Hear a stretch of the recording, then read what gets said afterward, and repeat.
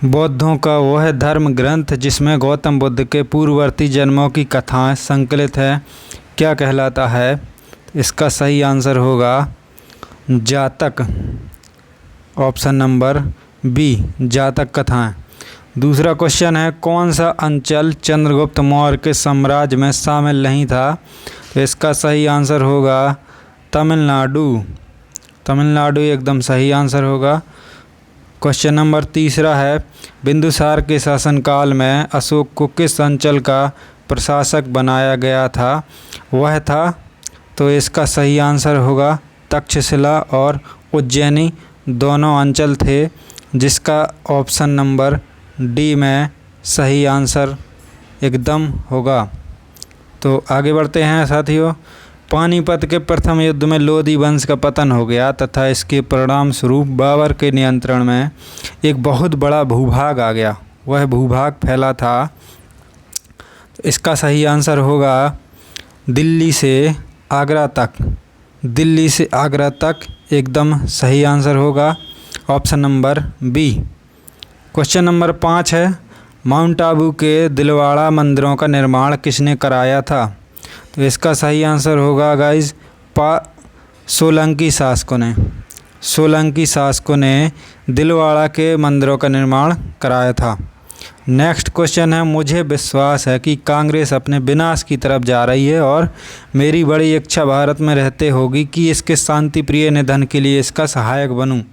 तो इसका सही आंसर होगा लॉर्ड कर्जन। साथियों, लॉर्ड कर्जन का यह वक्तव्य था, ऑप्शन नंबर सी में है, जो कि मुझे विश्वास है कि कांग्रेस अपने विनाश की तरफ जा रही है और मेरी बड़ी इच्छा भारत में रहते होगी कि इसके शांति प्रिय निधन के लिए इसका सहायक बनूं।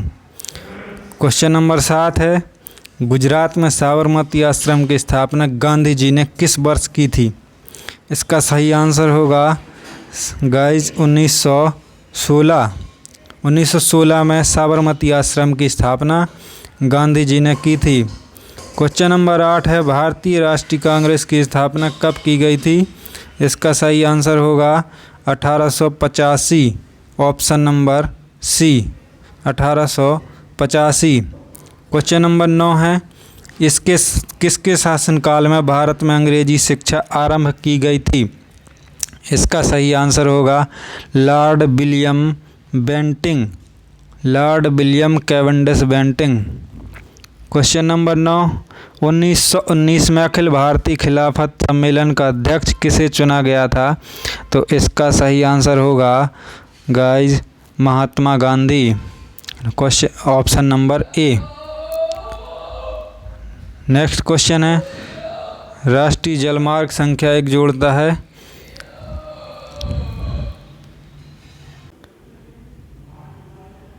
इसका सही आंसर होगा इलाहाबाद से हल्दिया। इलाहाबाद से हल्दिया तक राष्ट्रीय जलमार्ग संख्या 1 को जोड़ता है। क्वेश्चन नंबर 12 है, दूधगंगा नदी कहाँ से प्रवाहित होती है? तो इसका सही आंसर होगा जम्मू कश्मीर। जम्मू कश्मीर में दूधगंगा नदी प्रवाहित होती है। नेक्स्ट क्वेश्चन है गाइज, कौन प्राकृतिक बंदरगाह है? तो प्राकृतिक बंदरगाह है विशाखापत्तनम।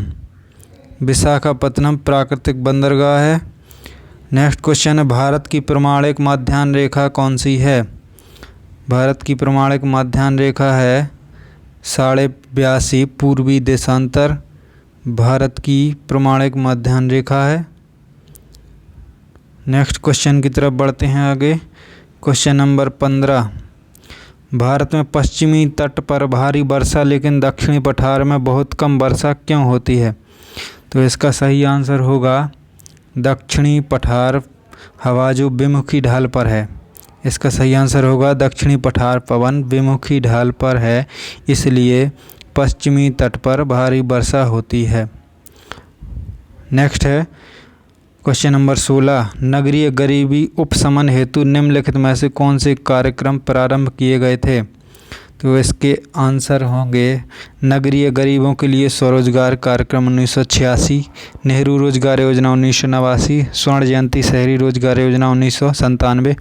तो इसका सही आंसर होगा उपरोक्त सभी गाइज सभी योजनाएं नगरीय गरीबी उपशमन हेतु चालू की गई थी।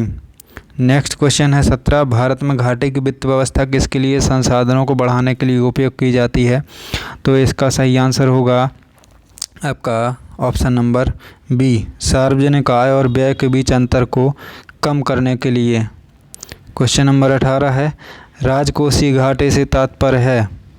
तो इसका सही आंसर होगा राजकोषीय घाटे का सूत्र जो होता है, कुल व्यय में से घटाया जाता है राजस्व प्राप्तियां, ऋणों की वसूली और विनिवेश से प्राप्तियों को घटाया जाता है, तो राजकोषीय घाटा निकल आता है।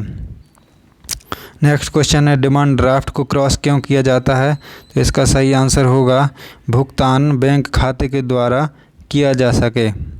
नेक्स्ट है, राज्य नियंत्रित उद्योगों को किस नाम से संबोधित किया जाता है?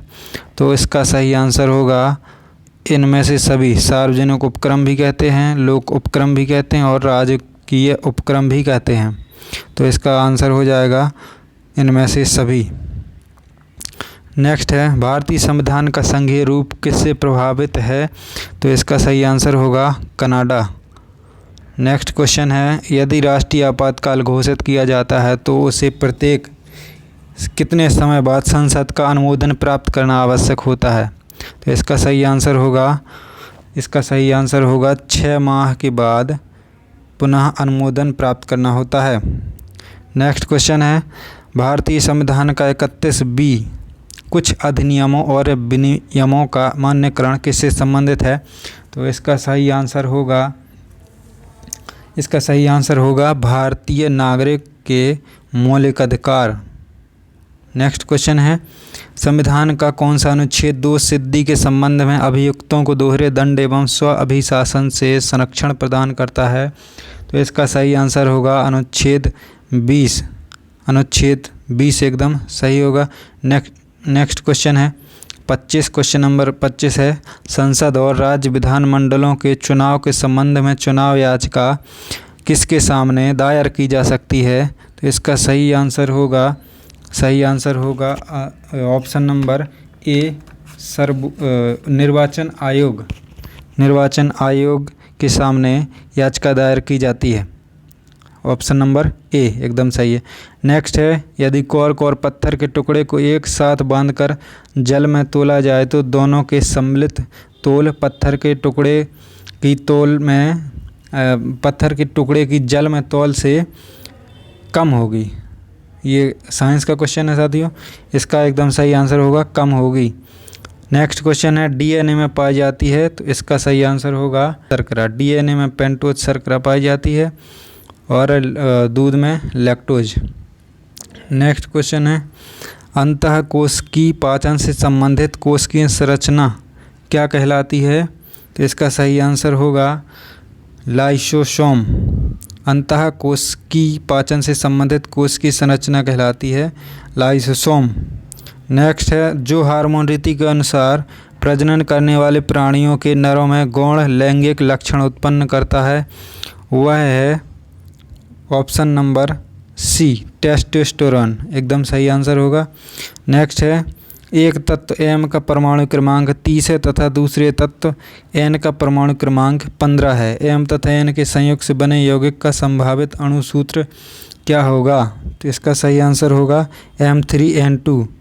साथियों ये सवाल विज्ञान का सवाल है, सूत्र रखने से निकल आएगा। तो ये थे साथियों हमारे पैट के प्रैक्टिस सेट नंबर 4 के कुछ महत्वपूर्ण क्वेश्चन।